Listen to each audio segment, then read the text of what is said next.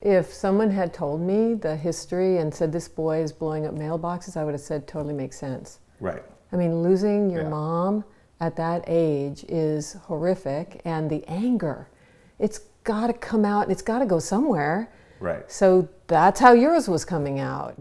Growing up as Pierce Brosnan's son might seem like it would set the stage for having a charmed life, but for actor and filmmaker Sean Brosnan, it didn't. He lost his mother to cancer when he was 8, barely survived a horrific car accident at 16, and sadly lost his sister to the same cancer that took his mother's life. On this week's episode of Inner Space, Sean talks about the many factors that led him to struggle with depression, anxiety, and addiction. We also talk about his road to recovery and the work he's now doing to help others. I'm here today in Los Angeles. It's a beautiful sunny day with Sean Brosnan. Thank you, Sean, for joining me to talk about our inner space and share some of the things that you've learned through your own journey. We're new friends. Yes. We were introduced by a mutual friend who also does some work in this space, sort of the intersection of mental health, psychology, film, screen, all of that. Yep. And I was just so moved by your personal story and so impressed with what you're doing with your life that I wanted to have you come on and share some of that. So thank you. Thank you. It's an honor to be here. Thank you. Yeah. Let's start with growing up Sean Brosnan. If only it was growing up as Sean Brosnan. It was usually growing up as Pierce Brosnan's son. You grew up here? I grew up in Malibu. Mostly? Yeah, in Malibu, California, until the age of 13 when I went to British boarding school, Millfield in England. And I know you lost your mom. I did. How old were you then? I was 8. So 4 when she got sick. And it was cancer, ovarian cancer. Yeah. So as the psychologist now, and we'll talk about how you're going into the field, I pretty much it's not a stretch to assume that some of what happened to you with her illness and her death and that huge loss led to you struggling or acting out, probably, right? I remember being around 5 or 6, and when the illness was really kind of starting to take a hold, having to live with different families for little bits of time while she was in the hospital. I believe my dad was with her, or he was away working. Mm-hmm. But I remember staying with different families and learning quickly how to assimilate into other family patterns. I stayed with this one family, and there were like 4 or 5 kids, and there was a 5-minute window for a shower in the morning before we all went to school. Wow. And I was used to taking these long, relaxed showers, and I was just not used to it. But it was learning quickly how to adapt and survive, essentially. Survive psychologically. Psychologically, too. Yeah. In a psychological sense of how do I fit into this family dynamic. Later on, certainly after she passed, that's when, I started becoming more attracted to the more darker side of life. Do you think it was anger, sadness, combination, confusion? Yeah. What do you think? It was, the confusion stopped pretty quickly because the confusion was that in my 8-year-old mind was, she's going to come back. Right. She's going to come back. Right. And I never really grieved it when I was little. I remember viscerally the day my dad told me she passed, and it was like a few days after Christmas, and he kind of, brought me into the bedroom, and I sat down on the side of the bed, and I had my teddy bear, Mr. Softy, who I still have. Actually, my daughter now has him. So, and he said, there's a heaven, and I said yes, and he was like, well, Mommy's now in heaven. And then I remember, he kind of started to cry, but I didn't cry. And I remember not crying, and I said, it's okay, Daddy. I was comforting him at 8, and I think that kind of it tells us a lot, doesn't it? Right. Yeah, exactly. And then, but I think in my mind, I still felt, no, she's going to come back. Mm-hmm. And it wasn't until about a year later or 6 months later maybe, that I was in school and I realized, oh God, she's not. I actually remember very well, I was walking to class and I was like, no, forever. She's never coming back. Wow. And then that's where it transitioned into anger. Did your family know how to talk about what was happening? Not her illness and the cancer, right. that too, but Did they know how to talk to you or to each other about the impact of that kind of trauma for your family on all of you? I think my older brother certainly stuffed it and bottled it and handled it in his way. And my older sister kind of didn't really talk about it much. Did they realize that or think, this maybe is connected to all of this? Do you think they kind of got that connection, or you were just a naughty boy? I mean, I think they got that connection. I think my behavior got pretty bad. I mean, I must say, I did some pretty nefarious stuff for a 10-year-old. I remember the cops came to my dad's door one day saying, can we speak to your son? They thought they were talking about my older brother. Oh. And they're like, no, Sean. He's like, the 10-year-old? And I was blowing up mailboxes in the neighborhood. Wow. If someone had told me the history and said this boy is blowing up mailboxes, I would have said totally makes sense. Right. I mean, losing your mom at that age is horrific, and the anger, it's got to come out, it's got to go somewhere. Right. So that's how yours was coming out. You survived that somehow, and part of that sounds like was you went to London. It was in London, the school? Yeah, it was in Somerset. Okay. Out in the countryside. Well, it was a choice between that or military school in America. So I figured there's girls in English boarding schools, so I went with it. So it was positive in that regard. I kind of went from being somewhat popular in junior high to being completely kind of outcast. And my dad was kind of at the height of of his career, really, with playing James Bond. Was this the James Bond era? Yeah. So automatically I became a target. In not a good way. No, not a good way. And then so I kind of, I didn't make many friends to start for the first couple years. It was pretty lonely, pretty isolating. And then I started smoking cigarettes. That was actually one of the bonds that I had with these 3 Russian guys who always were in the boys' bathroom, always smoking and always speaking Russian. Wow. And I became friends with them, and acquainted. It was someone to spend time with during these long lunch breaks, where I didn't want to go outside. And you were 13, 12, 13? Yeah, 13 to about 16. So how long were you there in that school and in London? I was there Somerset? till 18 in that school, and then I went to drama school straight after in London. So between that whole thing, at 16, I came back to America.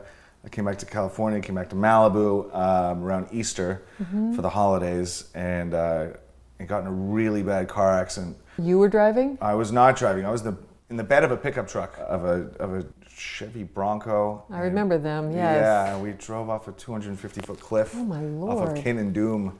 And you were with kids. Were they drinking? Yeah. Drugging? Oh yeah. We were partying. We were partying, and then the driver ended up going to prison for a year because he was 18, and I think he had a couple of beers. He hadn't drunk the whole night, and he had like a couple of beers, and he was just over the limit. But because it got so much media attention, they needed a scapegoat. They needed to make an example. He got sentenced to a year, and then there were 6 of us in total in the car. Wow. But no one was as bad as me. I broke my back and shattered my tailbone, my pelvis in 5 places, and my left femur, and then pretty much had to kind of learn how to walk again, per se. I mean, I actually was contemplating not doing the physical therapy because there was so much pain. So that was at 16? That was at 16. So you stayed here during that rehab time? Yeah, for a year I was out of school. None of your childhood was easy. It's all relative, I guess, but I wouldn't say it was the trajectory that I wanted it to be. No, nor that anybody around you wanted it to be. Right, exactly. I used to not tell anybody about the number of deaths and the destruction in my childhood, because I felt like it was like, this is like a bad soap opera that nobody would believe. And so I just didn't talk about it. And I wonder if, when you were, coming out of that, how comfortable you were, or did you talk about it as people got to know you? Or was that something that was just sort of, door closed, it's over there? So I talked about it a lot more after this incident. In the car accident at the bottom of the mountain, I heard my friends arguing of whether or not to leave me. Oh my gosh. Because they were afraid? They were afraid because the driver would go to jail. That was the whole thing. And it was a 250-foot cliff, so they actually had to climb this mountain to get to the top, and then the voices disappeared. And I tried to get up and walk, and I heard some clicking noises, and it was bones breaking while I was trying to walk, or already broken. And I couldn't walk, and then I looked down, and I felt a rib, and my rib was coming out my side. I'm sorry, a little graphic, but and my white shirt was red. I was You thought you were going to die. Yeah, and then I started hearing things in the bushes, too, because there's coyotes out in Malibu, and I was like, oh my God. So a lot of time went by, and then it sounds strange, but I didn't hear my mother or see my mother or anything like that, but I smelt her. I smelt it, and it was almost like the smell was telling me to breathe. It was really strange. And then Comforting? Very comforting. Yes, very comforting. A sense of calm. And I closed my eyes, saw a white light, but it wasn't that. It was actually the helicopter above me, and they spotted me. I was like, "Oh, this is it. Here's coming the white light." And then no, it was the fire department. Thank God. Thank God. But so after that, I did talk about it. Any counseling throughout this whole? No. No, not yet. No, none. I basically recuperated and then went straight back to school. And But that wasn't the end of the troubles.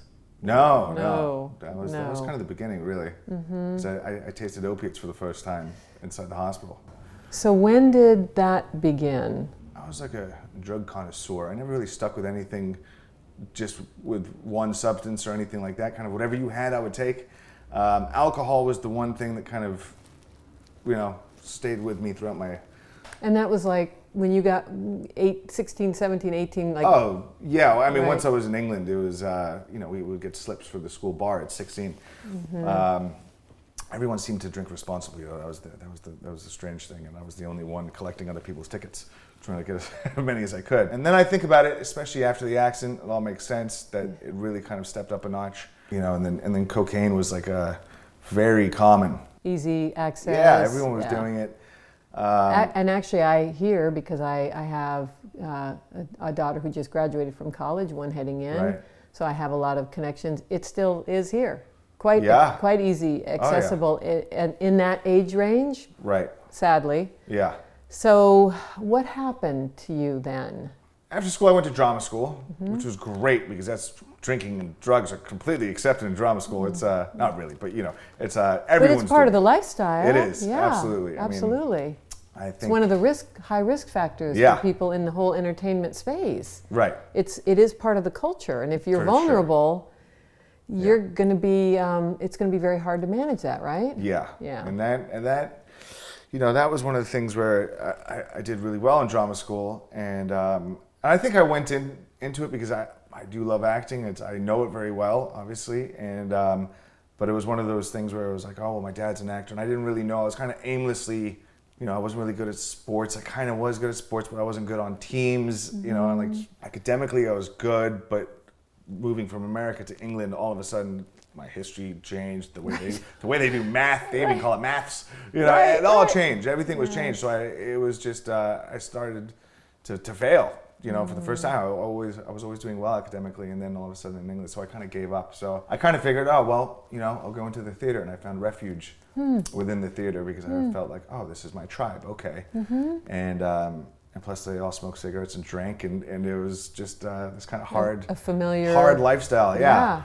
And so out of there, I went into the British Shakespeare Company. I got hired to go on tour. And all this time, you were doing some pretty heavy-duty drinking and drugging. Yeah. I mean, but managing. Like I'd always show up, and I always do the work, and I kind of like prided myself on that. Like, oh, I could stay out until or not go to bed and just walk right in, but yet still know everything and know what I'm doing and compass mentis.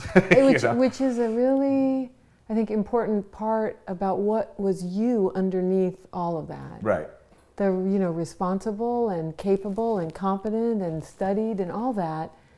This other junk was really there interfering with other things about how you felt and how you could manage without all that. Yeah. But it's interesting, and I think not unusual, that a lot of people, they're functioning, they're doing their work, and yet there's this other stuff on them. When did it become overwhelming and stopped being something you could easily manage? And when did it start to really, because you made a decision Right. You turned away from all of that. When did that happen? I mean, I tried to get sober. The first time I tried to get sober, I was about 20, 25. I had a couple suicide attempts, but that was like the first kind of half-assed suicide attempt. But I just wanted help. Things weren't going to my plan. I kind of got out of the Shakespeare company, and then the real turning point for me was probably when my daughter was born. She's 3 now? She's 3.5, yeah.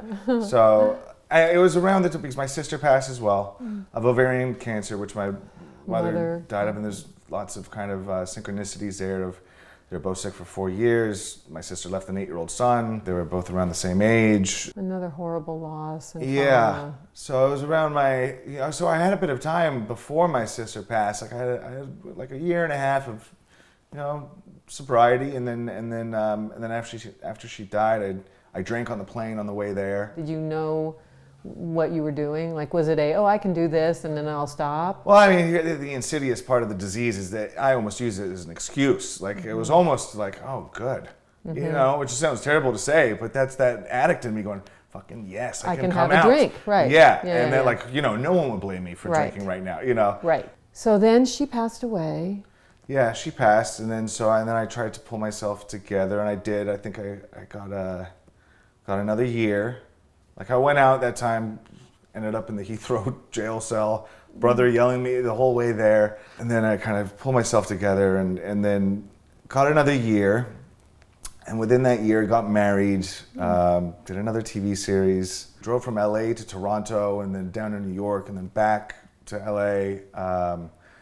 And so I did a bunch of amazing things in that kind of year, and it was a very spiritual process as well, because I felt like I got to kind of go through the things that I didn't get to go through with my mother because I was so young, and really process it with what happened with my sister. It's just all very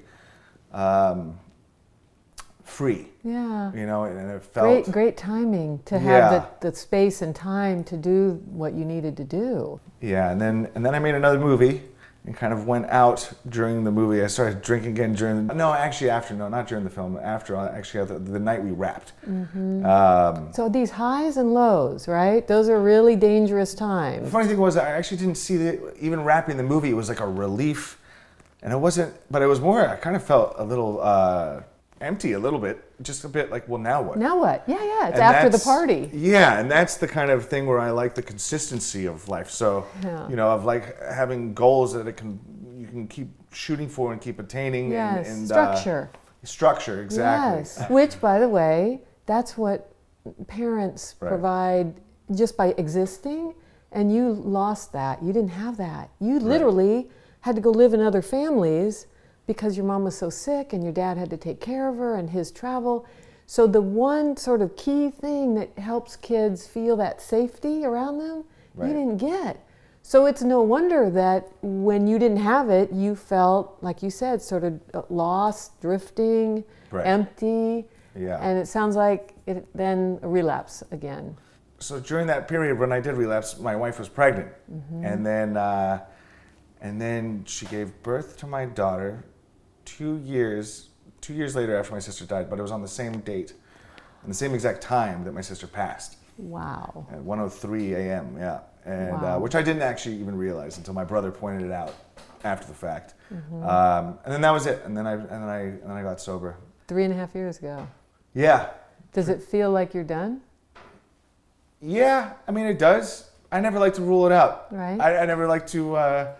That's probably wise. I respect it. Right. That's probably wise. In a way, I think it's more important to know that if whatever happened, and it happened, meaning you made that wouldn't mean that you wouldn't come out of it again. I mean, I'm in two minds of it, the whole, different ways of looking at addiction. And for me, I think my philosophy is a little different than certain 12-step doctrines or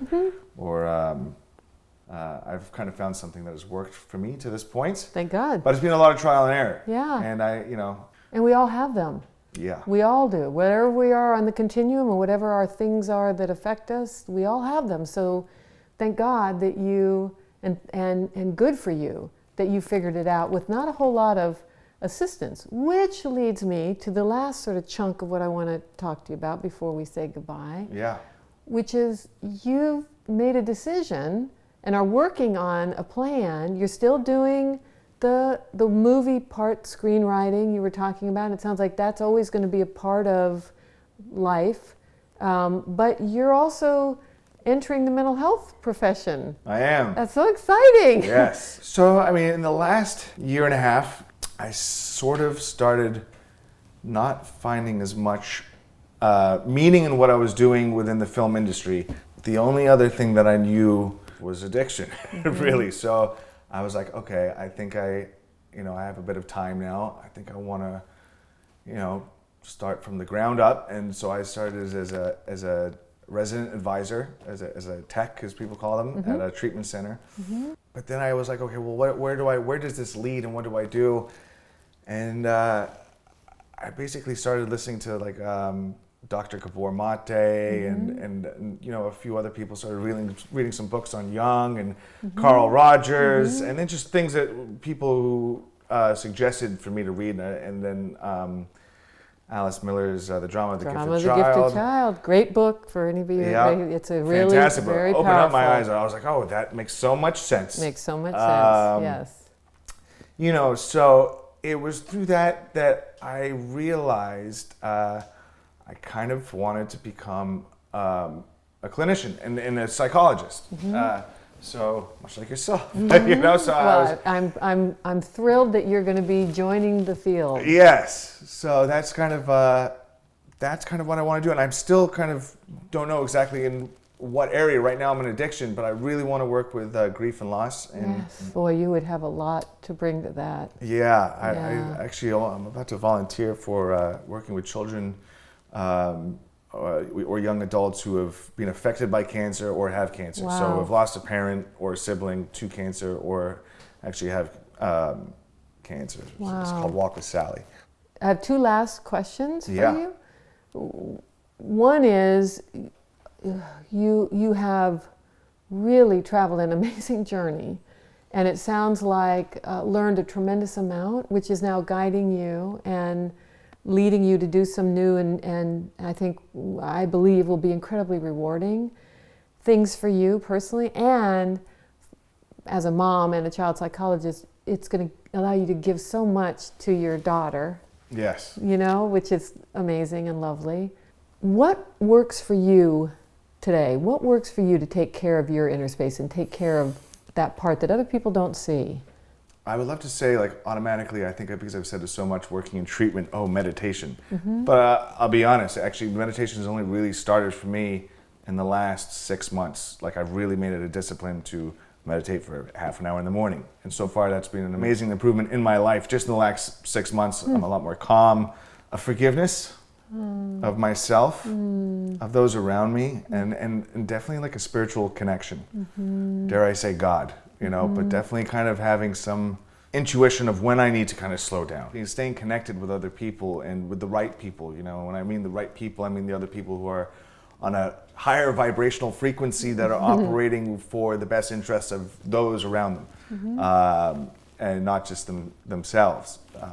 And I think the ones that do just operate just for themselves it's almost like it's almost not their fault. Right. They don't know. Yeah. Because I think most people would if they could. Right. I believe that. Yes, that I most do people too. would be giving, compassionate, caring, if they could. Yes. Which leads me to my last question, which is, for people who haven't, whatever their journey has been, whatever traumas, whatever losses, whatever pain, they haven't yet found what works for them. What would you say? How might you advise or give just some words of wisdom? How do you find what works for you? What I started to do is I started to reach out to those who seemed like they had what I wanted. And sometimes those people had different aspects of what I wanted. Someone had he was raising his two sons really well and had a great relationship with his wife, and I started hanging around him more, and not exactly like probing him with questions, but just observing him. Yes. Because we're as human beings, we're observant. So I think it was looking at those around me, and then trying to find others that kind of had what I wanted, which was who I envisioned myself to be, and 5 years or 10 years, or just those qualities, those traits, the stillness. There was someone who started to mentor me in a kind of spiritual practice, and then so I sought the help of others.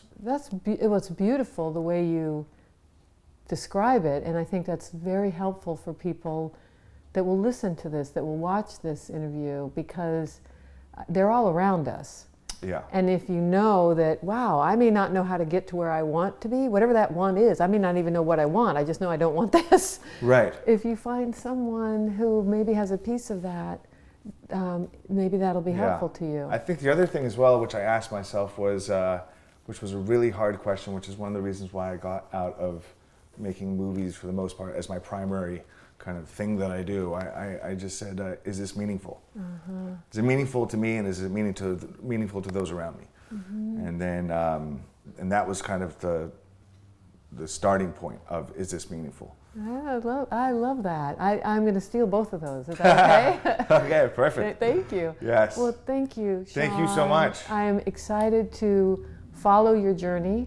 I want you to come back again. I would love to. And let's talk some more down the road, and let me know what you're learning and what you're seeing, and anything I can ever do to help you on your journey, it would be an honor. And a special thank you to Sean Brosnan. As always, thank you so much for joining us for this episode of Inner Space. Check out DCP Entertainment for more information about Inner Space, and be on the lookout for more episodes.